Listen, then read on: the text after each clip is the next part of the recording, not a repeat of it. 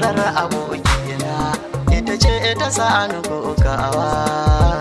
Kowa akwai ita asa shi zama na duniya sai an yi haƙuri. A duniya kenan, rayuwa ta duniya kenan, mu gyara halinmu domin wata rana ba ma nan a duniya. A duniya kenan, rayuwa ta duniya kenan, mu gyara halinmu domin wata rana ba ma nan a duniya. Matar Aminu ina shekara 5 suna tare. Babu sabawa a tsakaninsu sun jure. Rashi ina haihuwa shi yasa ya ƙara yin aure. Ta da kishin ta kuma ka ana ta ayi mai bore. Zaman su ya ƙi daɗi ya raba su suka ware.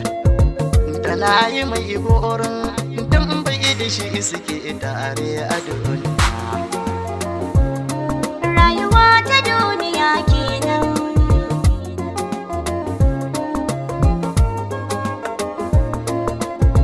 Sun dai ina jayayya rigimar su da ayyukantawa. Wata ago mace fice amarya ta fara haihuwa. Mace aka samu murna aiki ta nunawa. Ranar bikin suna uwar gida ta ƙara haihuwa. Ta haifi da namiji murna ta ƙara ninkawa. Ya mai da ummansa namijin in ya san ya amfansa ya gaskiya. Rayuwa ta duniya kenan.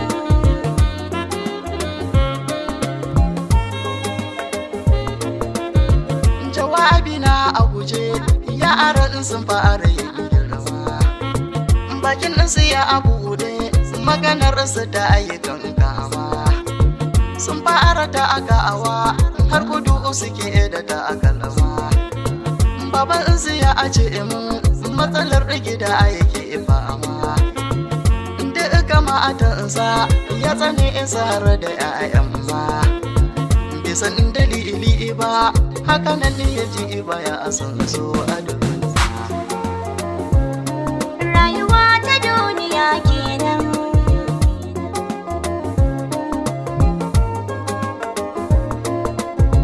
Ya bar ƙasa a domin samun ɗin farin cikin ranasa. Domin da amuwarsa ta gida a dake ita da amansa. Ya fara soyayya a ƙasar Dubai da bebansa. Har suka yi aure ya dade a can da matarsa. Balarabiya ce ita ce farin cikin ranasa. Ya ɗauko matarsa suka zo gida a Najeriya da gaskiya. Rayuwa ta duniya kenan.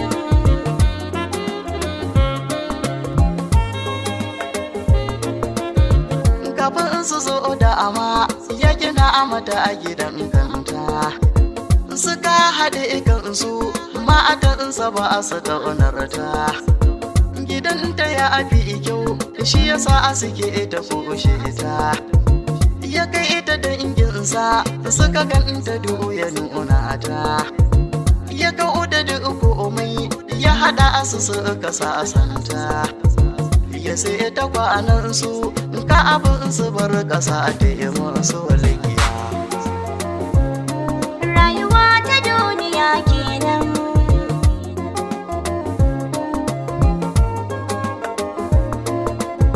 Sun kusa juyawa matsala ta ƙara kuzowa.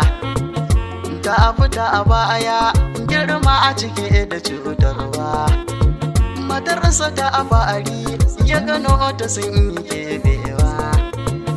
Da a makocinsa na cikinsa sun yi warewa.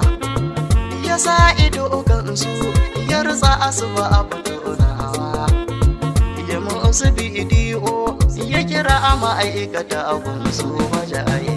A duniya kenan, rayuwa ta duniya kenan.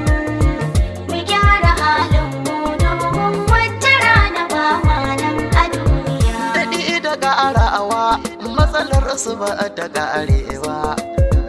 matarsa da abiyu bata san yana a gidan tawa, tana da yin waya da wani bai san wani ne ba. Ya ji tana cewa ya shigo kafin ai magari ba, mijinta sai gobe ba gidan ta za a yaba ana ba. Ya biya a hankali dan ya tabbatar da zargin sa yi gaskiya. A duniya kenan, rayuwa ta duniya kenan, mu gyara halin mu domin wata rana ba ma nan a duniya. Ya da ana da rubansa ya kama su zaba a ɗakinta, abinda ma'amaki wai mijin ya yarda ne kwanta. Ta ce a ma'anar su mai gidan ta har da ya yarda, ma'aikata suka zo suka ramu da su ‘ya'yan cuta. Ya faɗi nan take likitoci suka wadata, ya samu lafiya kaddararsa ce sai haƙuri a duniya. A duniya kenan, rayuwa ta duniya kenan, mu gyara halin mu domin wata rana ba ma nan a duniya. ‘Ya'yan da suka haifa shi ya ce ba na asali nan ba, cikin saya a ba shi mutum a ba a yamma a gana a ba. Ya tabbatar yanzu ba jininsa ne ‘ya'yan nan ba, suka tafi kotu domin su bincike ba.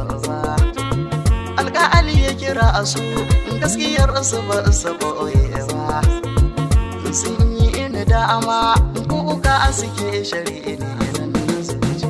A duniya kenan, rayuwa ta duniya kenan, mu gyara halin mu domin wata rana ba ma nan a duniya. Ya ba'ani 2 miliyan waka ana je na rera ta, na aika labarin duniya a kowa ya ja ajanta. Kudinsa an ɗauka an buga a jarida ma'agata, da su da ‘ya'yansu ya nuna in ya ce na karanta.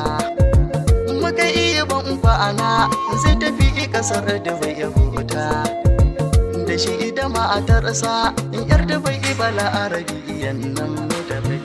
A duniya kenan, rayuwa ta duniya kenan, mu gyara halin mu domin wata rana ba ma nan a duniya.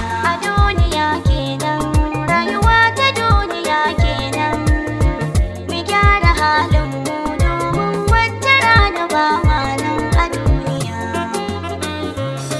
Rayuwa ta